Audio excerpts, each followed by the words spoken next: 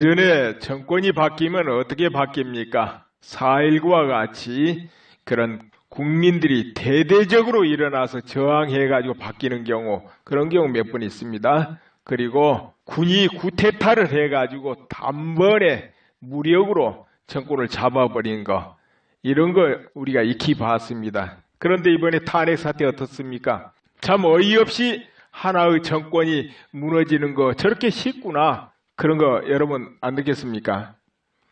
대한민국이 그만한 세월이 흘러서 엄청나게 안팎으로 단단해지고 굳건해지고 민주를 누릴 수 있고 자유를 누릴 수 있는 그만한 역량이 있고 책임이 있고, 그리고 선동에 넘어가지 않고 우리 그렇게 다 믿고 볼 수 있었잖아요. 또 광우병 사태 같은 것도 겪었기 때문에 그런 일이 또 있겠냐? 그랬는데 어떻습니까? 역사는 반복된다. 그렇죠? 아무튼 간에 이런 사태를 보면서 교훈을 얻습니다. 예를 들어서 이재용 씨도 구속되었는데 삼성전자 하면 뭡니까? 그런데 이 회사 장악하면 어떻게 되겠습니까? 그럼 어떻게 재벌을 장악하겠습니까? 그거는 일반적인 엄청난 주식을 보유해가지고 장악해 가는 것도 있지만은 노조로 장악해 들어가는 것도 있겠죠. 삼성 노조가 없잖아요. 제대로 된 거. 노조 만들어 들어갈 수도 있고. 그렇죠? 그런데 나라도 무너뜨린데 삼성 무너뜨린 게 그렇게 어렵겠습니까? 그래서 이런 사태를 보면서 한편으로 어떻습니까? 참 허망하잖아요. 이렇게 탄탄하지 못하구나. 아직까지는 그런 거 느낍니다. 아무튼 그래서 정말 이 나라를 지키고 이어가고 해야 될 국민들이 우리가 마음가짐을 단단히 해야 되겠다. 불리하면 오히려 더 분심을 내고 분노하고, 좌절하면 오히려 더 분심을 내고 더 분노하고 더 일어나고, 거기서 좌절하고 굴복하고 그 마음이 쭈그러져 버리는 게 아니고 오히려 분발하고 더 이어가고 10번 넘어지면 100번 일어나고, 이 마음가짐이래야 되겠다. 이런 거죠. 항상 두렵고 불리한 곳이 바로 내가 움직이고 활동할 자리다. 내가 비로소 일해야 될 자리고 튀어나갈 자리다. 이렇게 생각해야 되겠다 이겁니다. 여러분 그렇게 마음 먹어보세요. 그러면 한결 그 마음이 두려움이 없고 당당해질 겁니다. 그렇지 않는가요? 오늘 태극기 집회 저번 주보다 훨씬 더 많은 인파가 나와가지고 남대문까지 완전히 채웠습니다. 남대문까지 완전히 채우고 사방에 빼곡하게 다 채웠습니다. 열기도 더 컸습니다.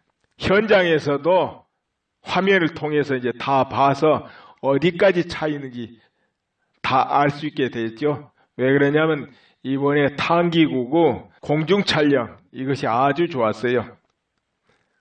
많이 발전했어요. 저 고공에서 모든 곳을 다 보여주는 거죠. 물론 한 카트에는 못 보여줍니다. 워낙 면적이 넓기 때문에 한 카트에는 못 보여주지만 그래도 빙빙 돌아가면서 전체를 보여주었다는 거 굉장히 많이 발전했고요. 그리고 또한 참 초기 태극기 집회는 조그만 태극기 다들 들고 나왔지 않습니까? 그것도 나눠주면 또 되고 그냥 나오신 분 많았는데 지금은 온갖 모양의 태극기를 만들어 들고 나오고 크고 적고 가지가지 장식으로 해 나오고 해가지고 정말로 열기가 더 넘치고 활기 있고 보기에도 좋았어요. 그야말로 사상 최대의 인원에다가 사상 최대의 태극기 제전, 여기에 참여한다는 것은 평생의 기막힌 추억이고 좋은 기억이 남겠다. 이렇게 봐줍니다. 손에 손잡고 가족끼리 나와도 아이들 교육에도 더없이 좋은 현장 교육 장소, 태극기 집회 장소입니다. 애국심을 배우고 활기 있고 교류하고 뜻을 드러내고 아무튼 한번 참가하면 평생 기억에 남는 그런 행사, 다시 없을 행사, 이것이 지금 태극기 집회 진행되고 있습니다. 역시 태극기 집회 사진들 쭉 올려드리는데 한 카트에 못 담기 때문에 나눠서 쭉 이어지면서 전체 많은 화면이 나올 것이고, 그리고 이제 부분 사진들 이렇게 쭉 올려놓으니까 그 사진 그렇게 보시면 되겠습니다. 그럼 이어집니다. 그리고 오늘 당기국 대변인 정강용 씨 선언을 했네요. 국민저항운동을 선언했네요. 그것은 무엇이냐? 지금 고시일행의 모든 이 작당이 다 밝혀지고 있는데도 오히려 삼성의 총수는 체포하면서 구속하면서 그들은 떳떳하게 돌아다닌다. 이럴 수가 없다.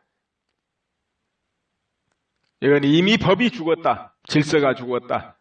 국민이 나서야 된다. 이렇게 해서 국민저항권을 선언했습니다. 그럼 국민저항권이 뭐겠습니까? 국민저항권.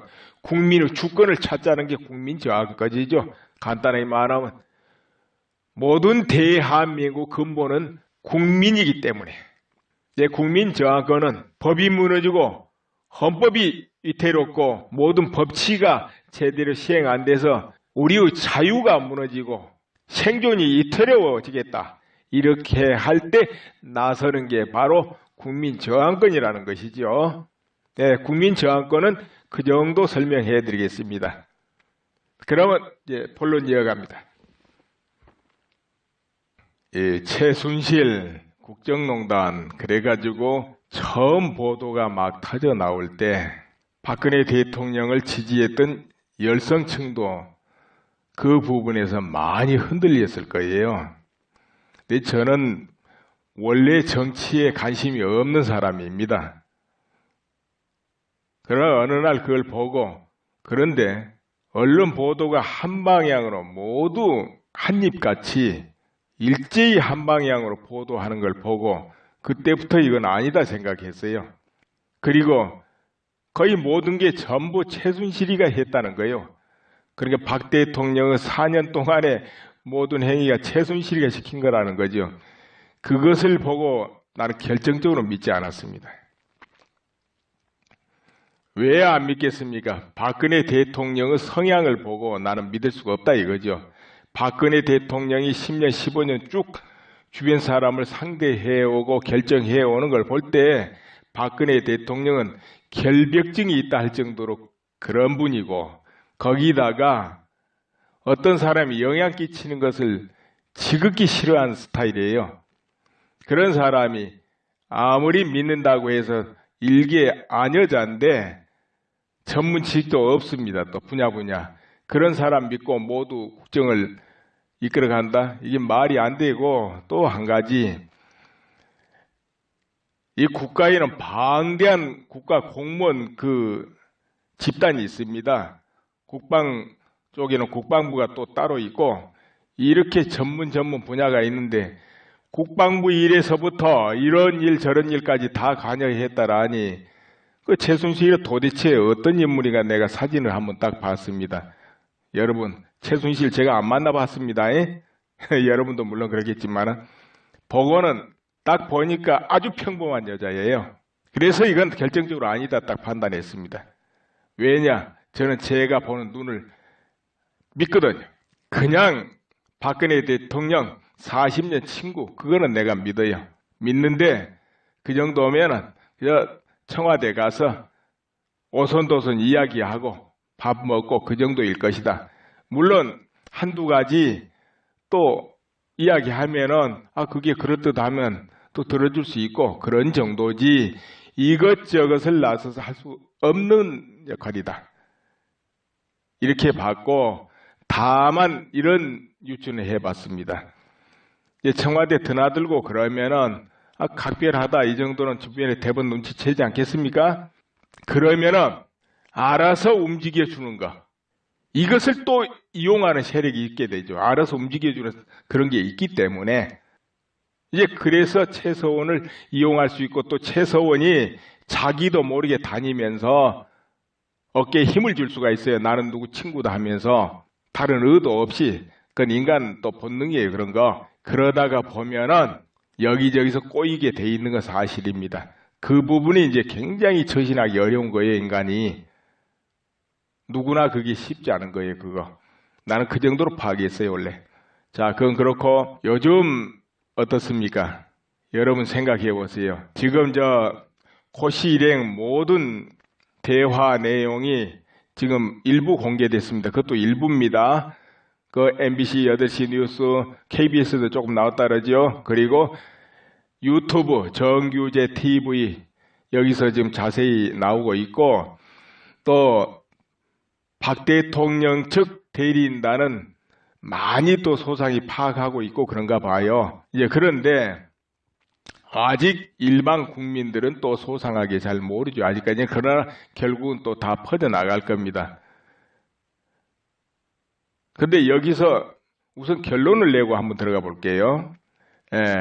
거기 보면은 모든 그 재단을 장악해 가는 과정, 그리고 그러기 위해서 여러 정치계 여기저기 연결을 하고 또는 독일에 뭐 법인을 만들고 그들이 계획을 하고 준비를 하고 예측을 하고 있고 그래요, 대화상에. 그런데 그것만 봐도 어떻게 저런 것까지 전부 저렇게 계획을 하고 전략을 짤 수 있을까 의문이 든다 이거죠. 그런데 이건 누군가 제2, 3, 4가 있어가지고 서로 연결하면서 전략을 제공하고 지혜를 짜고 계획 속에 움직일 수 있고 이렇게 될 수도 있겠다, 이런 유추를 우리가 할 수 있었다 이겁니다.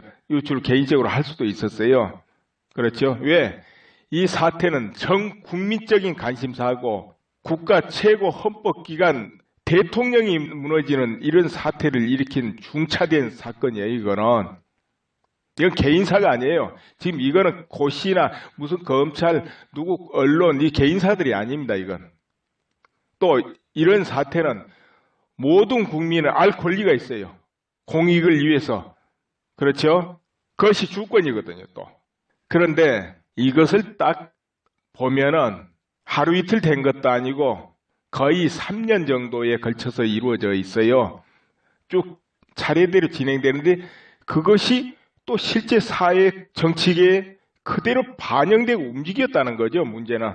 그렇다면 이 큰 틀의 각본이 여기저기서 짜지고 서로 협조하고 연결되고 또 반응해서 움직이고 추측을 해볼 수 있는 거예요.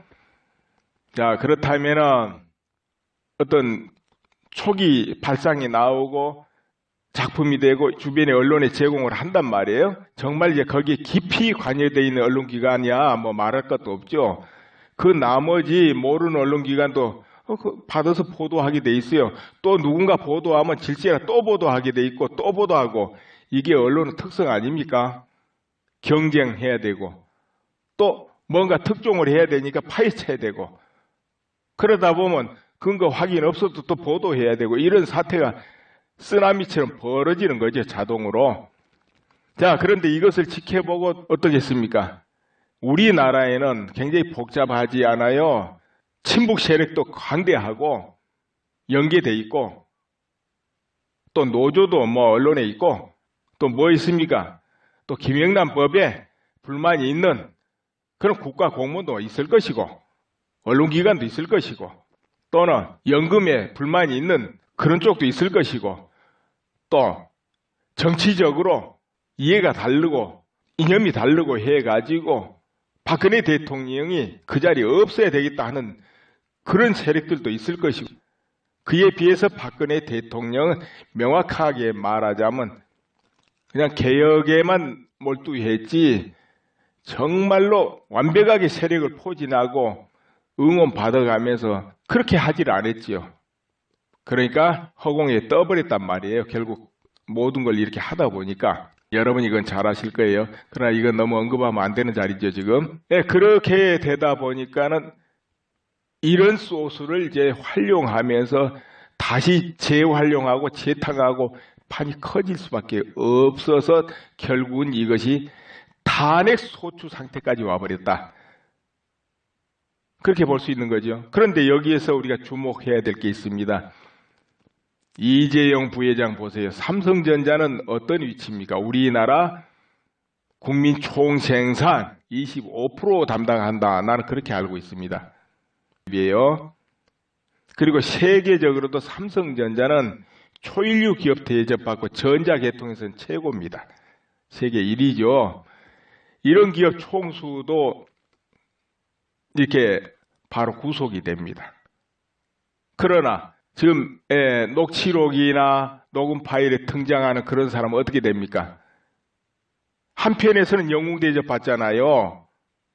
그들은 당당하게 돌아다니고 있어요. 그들 입에 오르내렸던 사람은 다 또 구속돼 있고, 뭐 김종이든 누구든.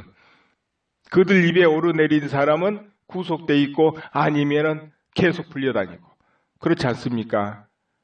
여러분은 어떻게 생각하세요? 그리고 박근혜 대통령은 국민이 신성한 주권을 행사해가지고 뽑아낸 대통령입니다. 그런데 이해되지 않을 이런 걸로 가지고 지금 드러나듯이 그런 사태로 시작해가지고 김수현 녹음 파일 이런 거 들어보면은 이거는 완전히 작당이라고 봐야 돼요. 이거 어떻습니까? 국민이 바로 잡아야 됩니까? 내버려 둬야 되겠습니까? 또 이 탄핵 정국이 그야말로 싸움판이 돼가지고 헌법과 법 모든 것이 딱 자리 잡혀서 움직여야 되는데 그렇지 않다 하면은 언론, 국회, 사법기관 모두가 정상 작동되지 않으면은 이거는 국가적인 중대 위기 아닙니까? 그렇게 되면은 모든 국민이 또 분열하고 싸우고 다투고 하잖아요. 정상 작동하면 딱딱딱딱 뭔 일 있으면 정리되잖아요. 언론 보도가 공정하면 또 정리되고 또 뭔 일이 있어도 사법부에서 나서서 딱딱 조사하면 정리되고 또 국회에서 딱딱 정리해서 하면 정리되고 이렇게 되면은 얼마나 좋습니까? 국민이 더 편안하지요.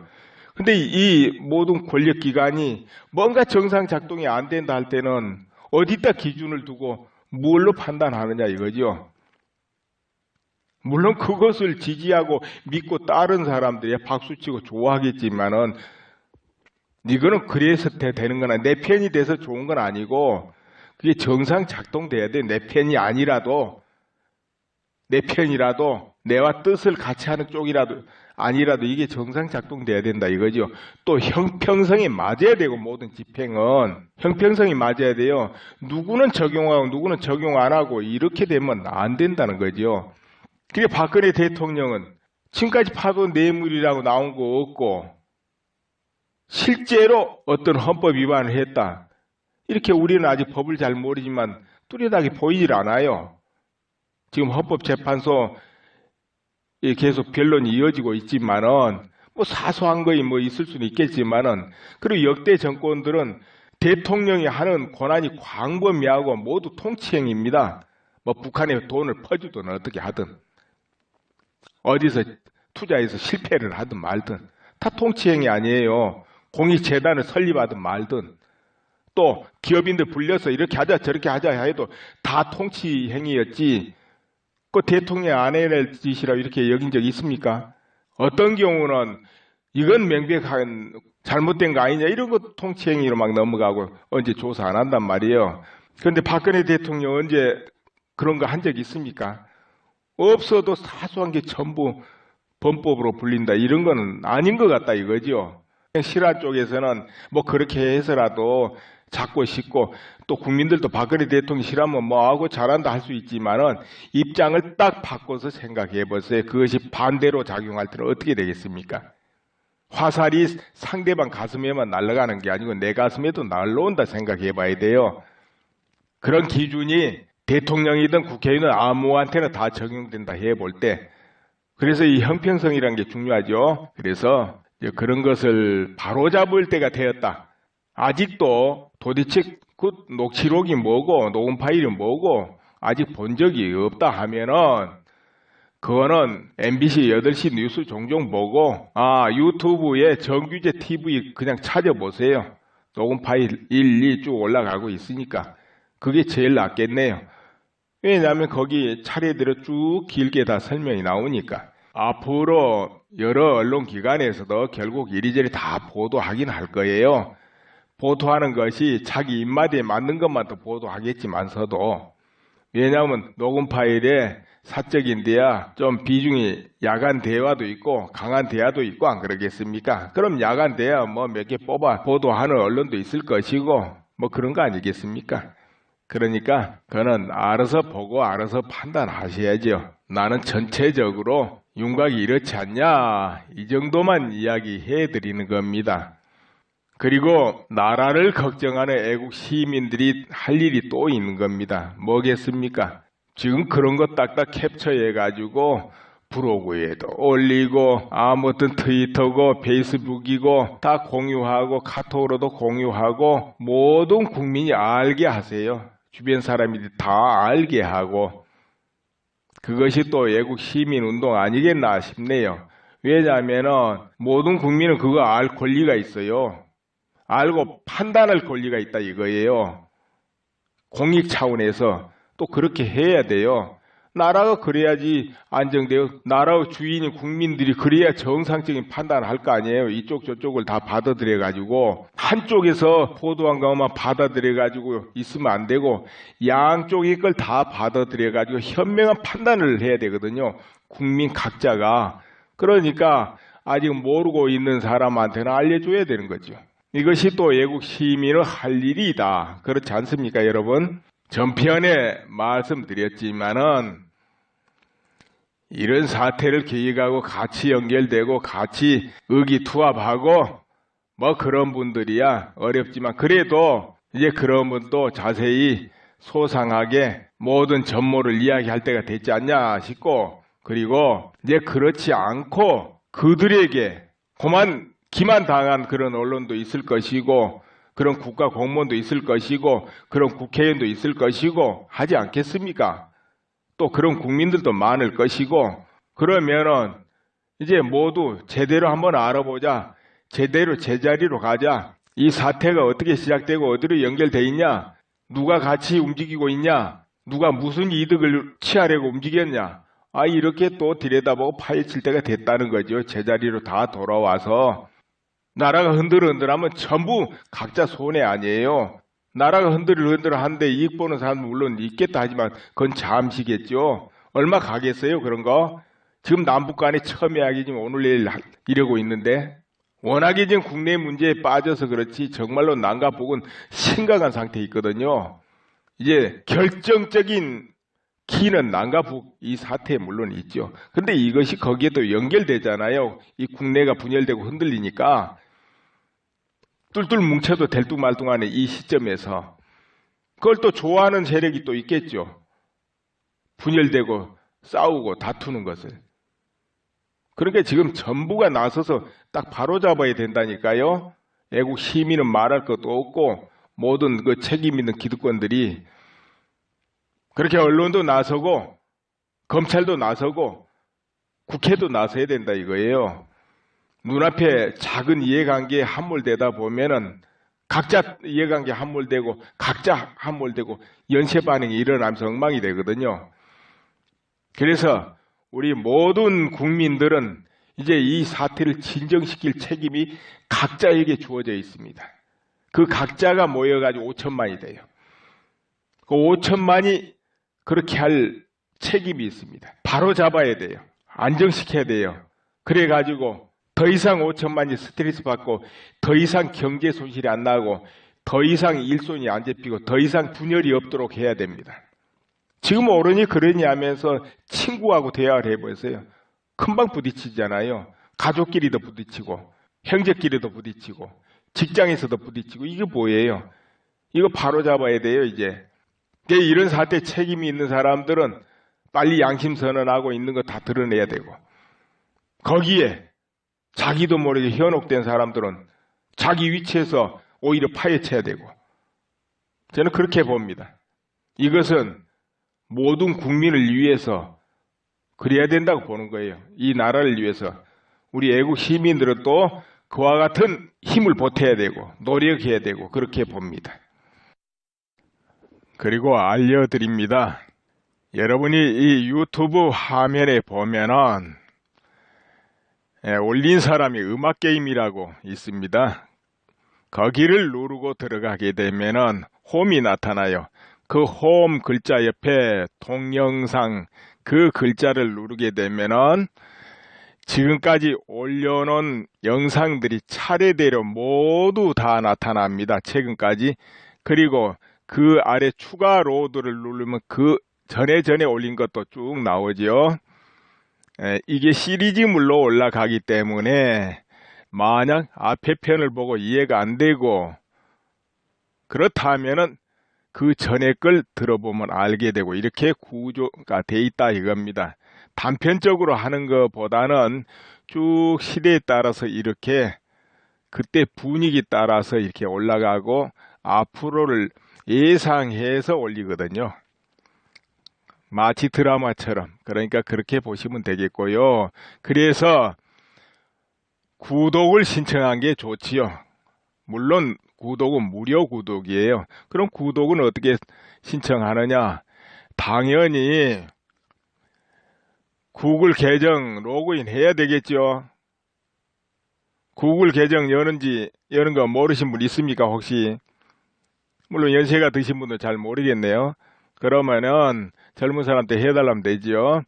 우리 스마트폰을 사용하게 되면은 처음에 구글 계정을 열게 합니다. 지메일이라고 이메일 말이에요. 네이버 메일, 다음에 메일처럼 우리가 구글에서 하는 건 지메일이라 그러잖아요. 그거를 개설하도록 이렇게 합니다. 또 그걸 개설하게 되면은 유튜브고 뭐고 일체가 자동으로 다 되게 돼 있거든요. 그래서 그걸 개설해 놓고 그걸 개설해 놓으면은 모든 거 유튜브 안에서도 자유자재합니다. 댓글도 달 수도 있고 좋아요 표시도 할 수 있고 그리고 무료 구독 신청도 할 수 있고 자유자재죠. 한 번만 해 놓으면 돼요. 구글 계정 한 번만 열어 놓으면 된다 이거예요. 지메일 한 번만 신청해 놓으면. 그럼 그 다음부터는 자동으로 열리면서 다 되지요. 그리고 또 편리한 게 여러 사람한테 이 영상을 보내서 같이 들어봐야 되겠다 할 때 그때 편리하죠. 그것은 화면에 보면 오른쪽 위편에 있습니다. 화면 안에 오른쪽 위에 쪽에 거기 화살표가 하나 있어요. 그거 딱 누르면은 카카오톡이다, 이메일이다, 페이스북이다, 뭐다 이런 아이콘이 나옵니다. 그럼 자기가 보내고 싶은 데가 카카오톡이다 하면 카카오톡 탁 누르세요. 누르고 들어가서 자기가 보낼 사람한테 전부 이름마다 체크해 가지고 탁 눌러버리면 다 가버립니다. 이메일로 보내도 그 이메일 열어서 하면 되고 페이스북이나 트위터도 그렇게 하면 돼요. 그런데 이제 여러 사람 보내기는 제일 좋은 게 카톡이죠. 카톡으로 보내면 됩니다. 이메일이나 이런 걸 한 사람한테만 보낼 때는 쓰고 또 내 계정이 올려야 되겠다. 내 트위터, 내 페이스북에 올려야 되겠다. 그때는 거기다 올리시면 돼요. 지금 여기는 퍼가기는 안 되도록 해놨습니다. 퍼가기는 뭐냐면 여러 홈페이지나 블로그나 갖다 막 올리는 걸 퍼가기라 합니다. 근데 퍼가기는 소스 코드 복사로 퍼가는 거예요. 그건 뭐냐면 유튜브 화면 딱 열어놓고 거기 마우스로 오른쪽 버튼을 탁 누르면은 거기 URL 퍼가기, 소스 코드 복사 이렇게 나옵니다. 소스 코드 복사를 해가는 게 퍼가기죠. 근데 그건 지금 닫혀 있습니다. 퍼가기를 열어놨더니 악용을 하는 이가 나타나요. 막 편집을 해가지고 엉뚱한 걸 집어넣어가지고 이도저도 안 되게 만들어버려요. 그 몇 명 때문에 퍼가기를 막아놨습니다. 그래서 퍼가기는 안 되고요. URL 복사는 돼요. URL 복사해가지고 네이버 블로그 같은 데는 어디다 올리냐. 저 동영상하고 링크 하는 데가 있어요. 동영상 올리는데 보면 링크가 있어요. 그 링크에다가 넣어주면 돼요. URL을. 그러면은 바로 블로그 안에서 동작합니다.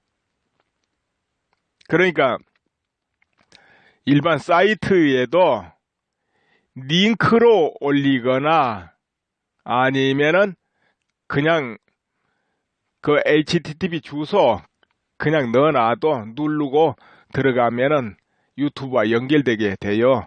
이제 그렇게 그냥 퍼가는 거 그렇게 하면 됩니다. 그 여러 사람 볼 때 그렇게 하시면 되고, 자, 무료 구독 신청해야 되겠다. 그 경우야 간단하지요. 그 화면 바로 아래 보세요. 그 구독이란 글자 나올 거예요. 거기 옆에 눌러 놓으면 돼요. 그럼 구독 중으로 바뀌어요, 스마트폰은. 그러나 일반 PC 컴퓨터는 이제 구독 누르면은 거기 됩니다. 글자 누르면은.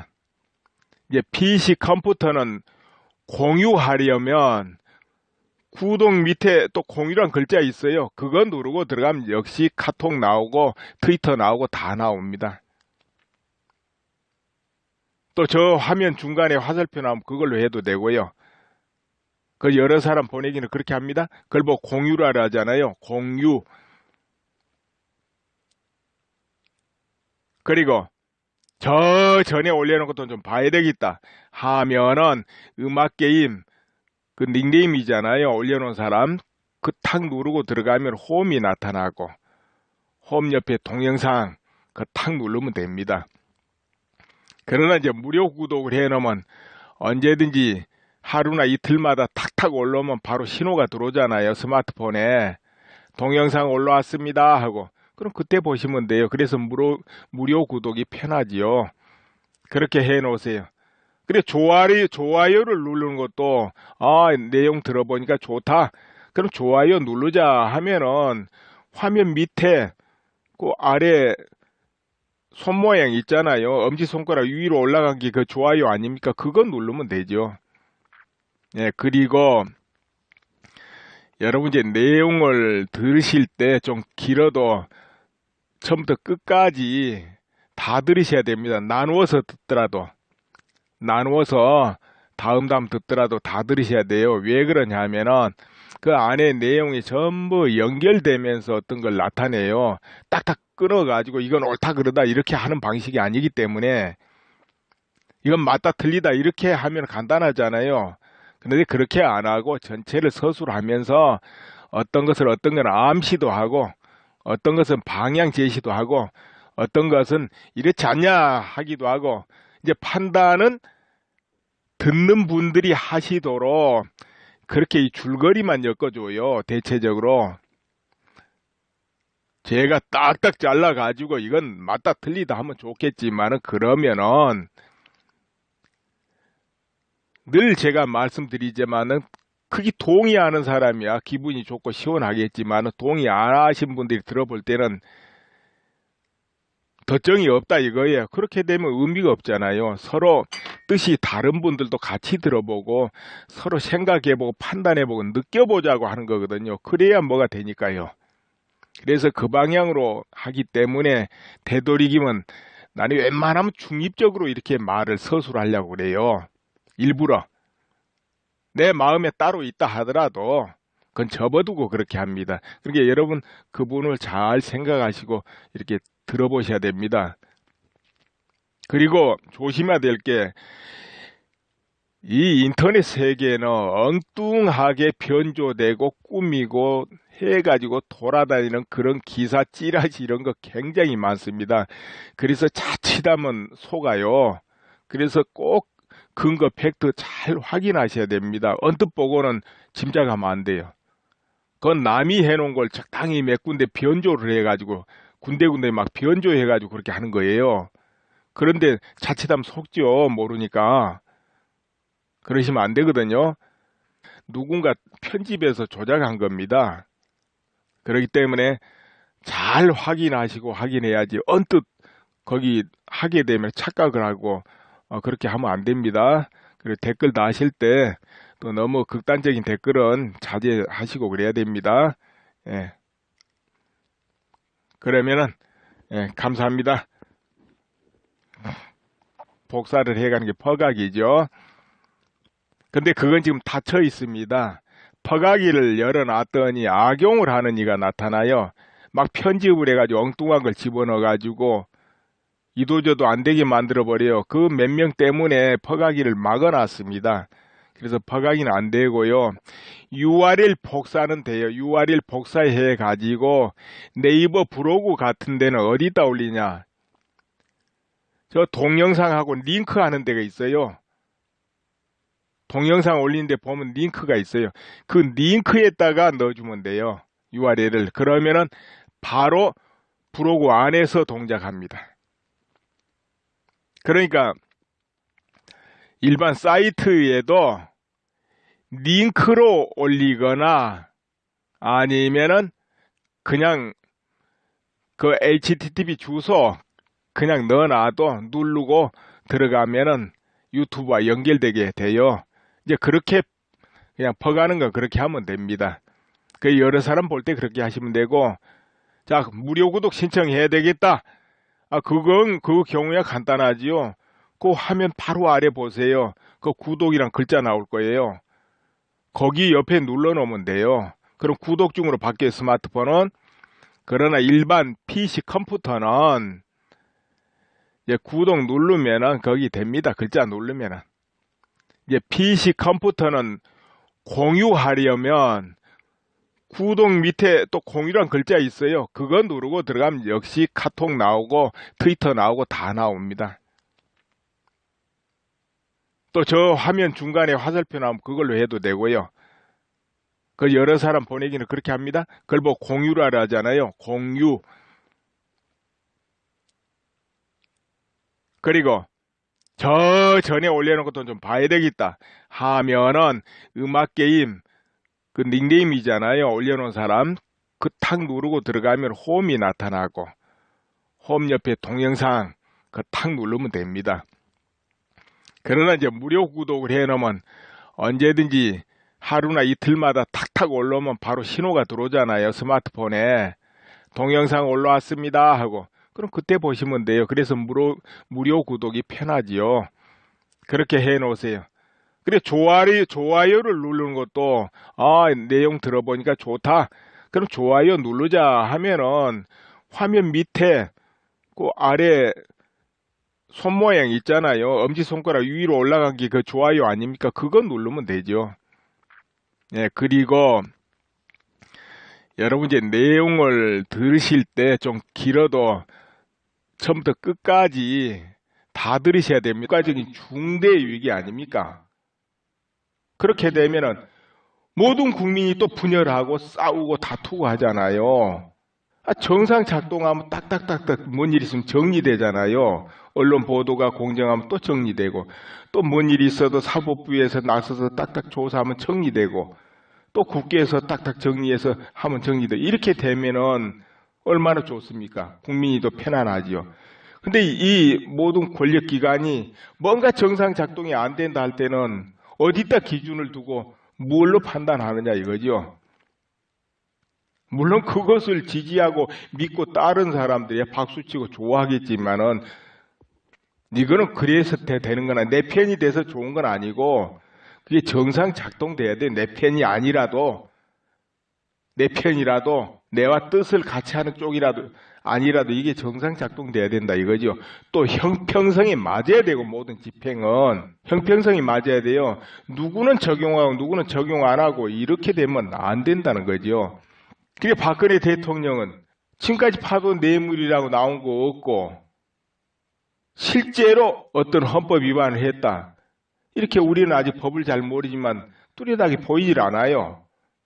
지금 헌법재판소 계속 변론이 이어지고 있지만은 뭐 사소한 거이 뭐 있을 수는 있겠지만은 그리고 역대 정권들은 대통령이 하는 권한이 광범위하고 모두 통치행위입니다.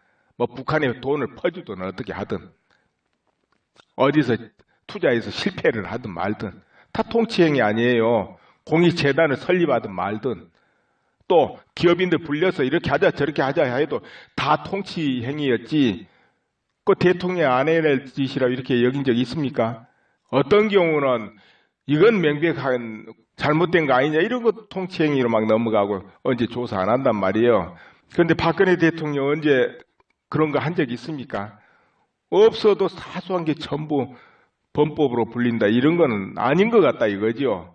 실화 쪽에서는 뭐 그렇게 해서라도 잡고 싶고 또 국민들도 박근혜 대통령이 싫으면 뭐하고 잘한다 할 수 있지만은 입장을 딱 바꿔서 생각해 보세요. 그것이 반대로 작용할 때는 어떻게 되겠습니까? 화살이 상대방 가슴에만 날아가는 게 아니고 내 가슴에도 날라온다 생각해 봐야 돼요. 그런 기준이 대통령이든 국회의원이든 아무한테나 다 적용된다 해볼 때, 그래서 이 형평성이라는 게 중요하죠. 그래서 그런 것을 바로잡을 때가 되었다. 아직도 도대체 그 녹취록이 뭐고 녹음 파일이 뭐고 아직 본 적이 없다 하면은 그거는 MBC 8시 뉴스 종종 보고 유튜브에 정규제 TV 그냥 찾아보세요. 떠버린 거. 이런 거 우리가 익히 봤습니다. 그런데 이번에 탄핵 사태 어떻습니까? 참 어이없이 하나의 정권이 무너지는 거 저렇게 쉽구나. 그런 거 여러분 안 느꼈습니까? 대한민국이 그만한 세월이 흘러서 엄청나게 안팎으로 단단해지고 굳건해지고 민주를 누릴 수 있고 자유를 누릴 수 있는 그만한 역량이 있고 책임이 있고 그리고 선동에 넘어가지 않고 우리 그렇게 다 믿고 볼 수 있었잖아요. 또 광우병 사태 같은 것도 겪었기 때문에 그런 일이 또 있겠냐? 그랬는데 어떻습니까? 역사는 반복된다. 그렇죠? 아무튼 간에 이런 사태를 보면서 교훈을 얻습니다. 예를 들어서 이재용 씨도 구속되었는데 삼성전자 하면 뭡니까? 그런데 이 회사 장악하면 어떻게 되겠습니까? 그럼 어떻게 재벌을 장악하겠습니까? 그거는 일반적인 엄청난 주식을 보유해 가지고 장악해 가는 것도 있지만은 노조로 장악해 들어가는 것도 있겠죠. 삼성 노조가 없잖아요. 제대로 된 거. 노조 만들어 들어갈 수도 있고. 그렇죠? 그런데 나라도 무너뜨린데 삼성 무너뜨린 게 그렇게 어렵겠습니까? 그래서 이런 사태를 보면서 한편으로 어떻습니까? 참 허망하잖아요. 이렇게 탄탄하지 못하구나. 아직까지는 그런 거 느낍니다. 아무튼 그래서 정말 이 나라를 지키고 이어가고 해야 될 국민들이 우리가 마음가짐을 단단히 해야 되겠다. 불리하면 오히려 더 분심을 내고 분노하고 좌절하면 오히려 더 분심을 내고 더 분노하고 더 일어나고 거기서 좌절하고 굴복하고 그 마음이 쭈그러져 버리는 게 아니고 오히려 분발하고 더 이어가고 10번 넘어지면 100번 일어나고 이 마음가짐이래야 되겠다. 이런 거죠. 항상 두렵고 불리한 곳이 바로 내가 움직이고 활동할 자리다. 내가 비로소 일해야 될 자리고 튀어나갈 자리다. 이렇게 생각해야 되겠다 이겁니다. 여러분 그렇게 마음 먹어보세요. 그러면 한결 그 마음이 두려움이 없고 당당해질 겁니다. 그렇지 않는가요? 오늘 태극기 집회 저번 주보다 훨씬 더 많은 인파가 나와가지고 남대문까지 완전히 채웠습니다. 남대문까지 완전히 채우고 사방에 빼곡하게 다 채웠습니다. 열기도 더 컸습니다. 현장에서도 화면을 통해서 이제 다 봐서 어디까지 차 있는지 다 알 수 있게 됐죠. 낫겠다. 이렇게 봐줍니다. 손에 손잡고 가족끼리 나와도 아이들 교육에도 더없이 좋은 현장 교육 장소, 태극기 집회 장소입니다. 애국심을 배우고 활기 있고 교류하고 뜻을 드러내고 아무튼 한번 참가하면 평생 기억에 남는 그런 행사, 다시 없을 행사. 이것이 지금 태극기 집회 진행되고 있습니다. 역시 태극기 집회 사진들 쭉 올려드리는데 한 카트에 못 담기 때문에 나눠서 쭉 이어지면서 전체 많은 화면이 나올 것이고 그리고 이제 부분 사진들 이렇게 쭉 올려놓으니까 그 사진 그렇게 보시면 되겠습니다. 그럼 이어집니다. 그리고 오늘 당기국 대변인 정강용 씨 선언을 했네요.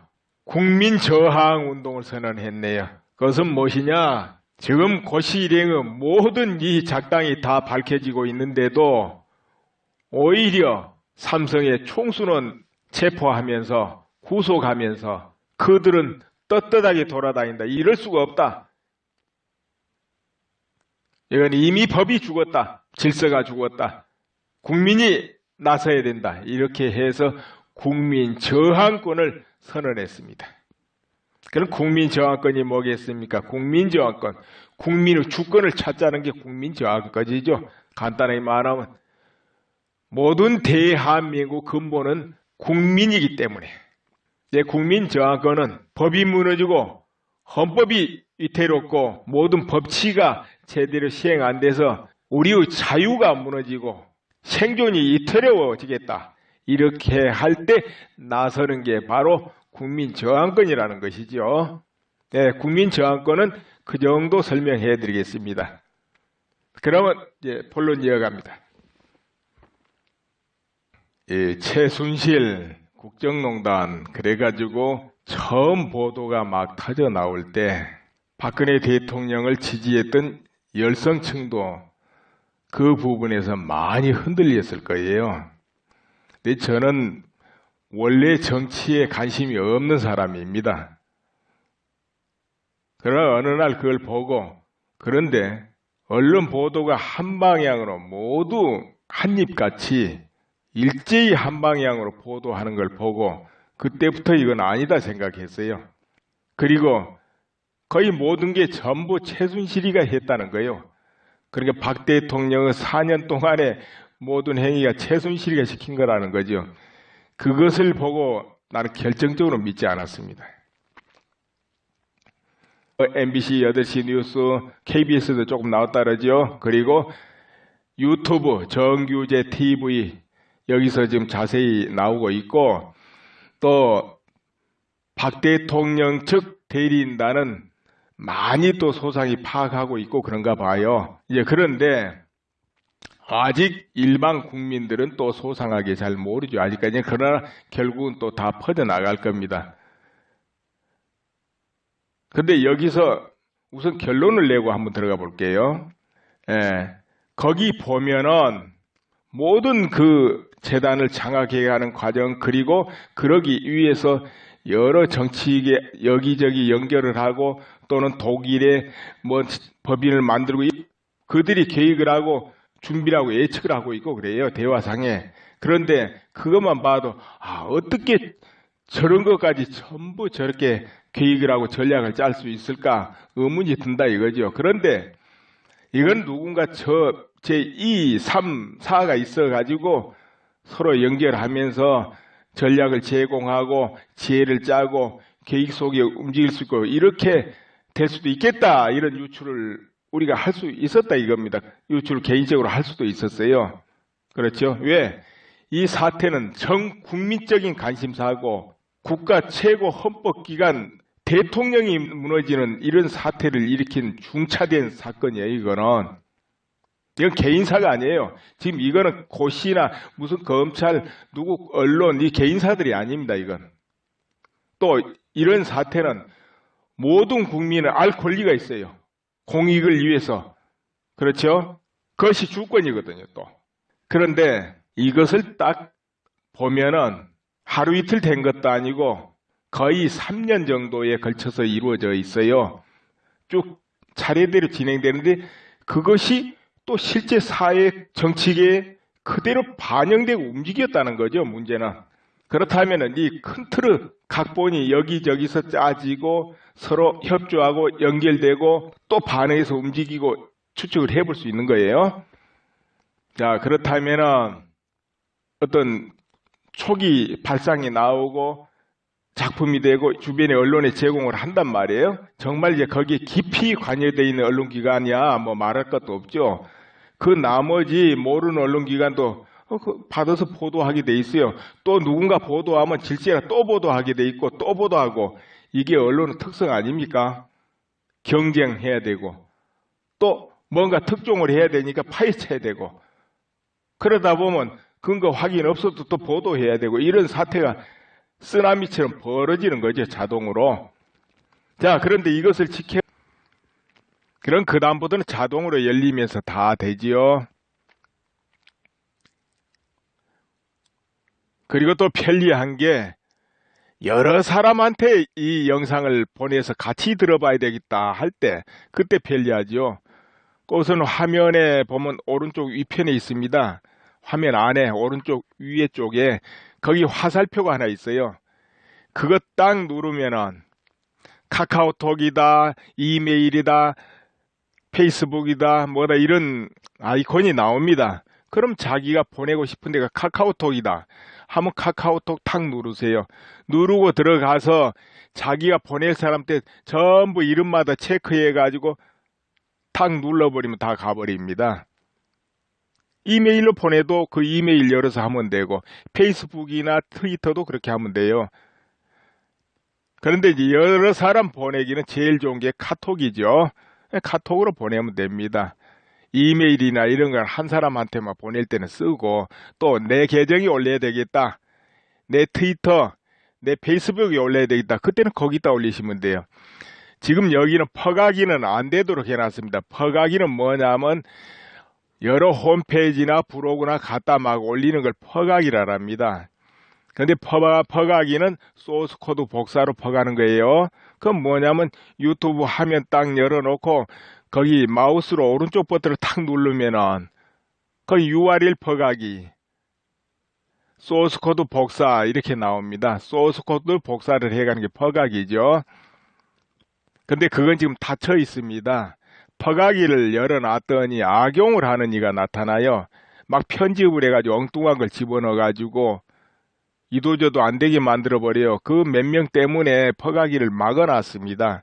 그래서 퍼가기는 안 되고요. URL 복사는 돼요. URL 복사해가지고 네이버 블로그 같은 데는 어디다 올리냐. 저 동영상하고 링크하는 데가 있어요. 동영상 올리는데 보면 링크가 있어요. 그 링크에다가 넣어주면 돼요. URL을. 그러면은 바로 블로그 안에서 동작합니다. 그러니까 일반 사이트에도 링크로 올리거나 아니면은 그냥 그 HTTP 주소 그냥 넣어놔도 누르고 들어가면은 유튜브와 연결되게 돼요. 이제 그렇게 그냥 퍼가는 거 그렇게 하면 됩니다. 그 여러 사람 볼 때 그렇게 하시면 되고, 자, 무료 구독 신청해야 되겠다. 그 경우야 간단하지요. 그 화면 바로 아래 보세요. 그 구독이란 글자 나올 거예요. 그러기 위해서 여러 정치계 여기저기 연결을 하고 또는 독일에 뭐 법인을 만들고 그들이 계획을 하고 준비를 하고 예측을 하고 있고 그래요. 대화상에. 그런데 그것만 봐도 어떻게 저런 것까지 전부 저렇게 계획을 하고 전략을 짤 수 있을까 의문이 든다 이거죠. 그런데 이건 누군가 제2, 3, 4가 있어가지고 서로 연결하면서 전략을 제공하고 지혜를 짜고 계획 속에 움직일 수 있고 이렇게 될 수도 있겠다. 이런 유추를 우리가 할 수 있었다 이겁니다. 유추를 개인적으로 할 수도 있었어요. 그렇죠? 왜? 이 사태는 전 국민적인 관심사고 국가 최고 헌법기관 대통령이 무너지는 이런 사태를 일으킨 중차대한 사건이에요. 이건 개인사가 아니에요. 지금 이거는 고시나 무슨 검찰, 누구 언론, 이 개인사들이 아닙니다. 이건. 또 이런 사태는 모든 국민은 알 권리가 있어요. 공익을 위해서. 그렇죠? 그것이 주권이거든요. 또. 그런데 이것을 딱 보면은 하루 이틀 된 것도 아니고 거의 3년 정도에 걸쳐서 이루어져 있어요. 쭉 차례대로 진행되는데 그것이 또 실제 사회 정치계에 그대로 반영되고 움직였다는 거죠. 문제는.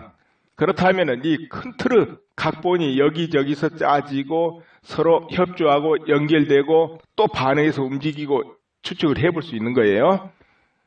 자, 그렇다면 어떤 초기 발상이 나오고 작품이 되고 주변의 언론에 제공을 한단 말이에요. 정말 이제 거기에 깊이 관여되어 있는 언론기관이야 뭐 말할 것도 없죠. 그 나머지 모르는 언론기관도 받아서 보도하게 돼 있어요. 또 누군가 보도하면 질세라 또 보도하게 돼 있고 또 보도하고 이게 언론의 특성 아닙니까? 경쟁해야 되고 또 뭔가 특종을 해야 되니까 파헤쳐야 되고 그러다 보면 근거 확인 없어도 또 보도해야 되고 이런 사태가 쓰나미처럼 벌어지는 거죠. 자동으로. 자, 그런데 이것을 지켜보고 어떻겠습니까? 우리나라에는 굉장히 복잡하지 않아요. 친북 세력도 관대하고 연계돼 있고, 또 노조도 뭐 언론에 있고, 또 뭐 있습니까? 또 김영란 법에 불만이 있는 그런 국가 공무원도 있을 것이고, 언론기관도 있을 것이고, 또는 연금에 불만이 있는 그런 쪽도 있을 것이고, 또 정치적으로 이해가 다르고 이념이 다르고 해가지고 박근혜 대통령이 그 자리에 없어야 되겠다 하는 그런 세력들도 있을 것이고, 그에 비해서 박근혜 대통령은 모든 국민을 알 권리가 있어요. 공익을 위해서. 그렇죠? 그것이 주권이거든요, 또. 그런데 이것을 딱 보면은 하루 이틀 된 것도 아니고 거의 3년 정도에 걸쳐서 이루어져 있어요. 쭉 차례대로 진행되는데 그것이 또 실제 사회 정치계에 그대로 반영되고 움직였다는 거죠, 문제는. 그렇다면 이 큰 틀의 각본이 여기저기서 짜지고 서로 협조하고 연결되고 또 반응해서 움직이고 추측을 해볼 수 있는 거예요. 자, 그렇다면 어떤 초기 발상이 나오고 작품이 되고 주변의 언론에 제공을 한단 말이에요. 정말 이제 거기에 깊이 관여되어 있는 언론기관이야 뭐 말할 것도 없죠. 그 나머지 모르는 언론기관도 받아서 보도하게 돼 있어요. 또 누군가 보도하면 질지라 또 보도하게 돼 있고 또 보도하고, 이게 언론의 특성 아닙니까? 경쟁해야 되고 또 뭔가 특종을 해야 되니까 파헤쳐야 되고, 그러다 보면 근거 확인 없어도 또 보도해야 되고, 이런 사태가 쓰나미처럼 벌어지는 거죠, 자동으로. 자, 그런데 이것을 지켜보고 어떻겠습니까? 우리나라에는 굉장히 복잡하지 않아요. 친북 세력도 관대하고 연계돼 있고, 또 노조도 뭐 언론에 있고, 또 뭐 있습니까? 또 김영란 법에 불만이 있는 그런 국가 공무원도 있을 것이고, 언론기관도 있을 것이고, 또는 연금에 불만이 있는 그런 쪽도 있을 것이고, 또 정치적으로 이해가 다르고 이념이 다르고 해가지고 박근혜 대통령이 그 자리에 없어야 되겠다 하는 그런 세력들도 있을 것이고, 그에 비해서 박근혜 대통령은 명확하게 말하자면 그냥 개혁에만 몰두했지 정말로 완벽하게 세력을 포진하고 응원받아가면서 그렇게 하지를 않았지요. 그러니까 허공에 떠버렸단 말이에요. 결국 모든 걸 이렇게 하다 보니까. 여러분 이건 잘 아실 거예요. 그러나 이건 너무 언급하면 안 되는 자리죠, 지금. 네, 그렇게 되다 보니까는 이런 소스를 이제 활용하면서 다시 재활용하고 재탕하고 판이 커질 수밖에 없어서 결국은 이것이 탄핵 소추 상태까지 와버렸다. 그렇게 볼 수 있는 거죠. 그런데 여기에서 우리가 주목해야 될 게 있습니다. 이재용 부회장 보세요. 삼성전자는 어떤 위치입니까? 우리나라 국민 총생산 25% 담당한다. 나는 그렇게 알고 있습니다. 그리고 세계적으로도 삼성전자는 초일류 기업 대접받고 전자계통에서는 최고입니다.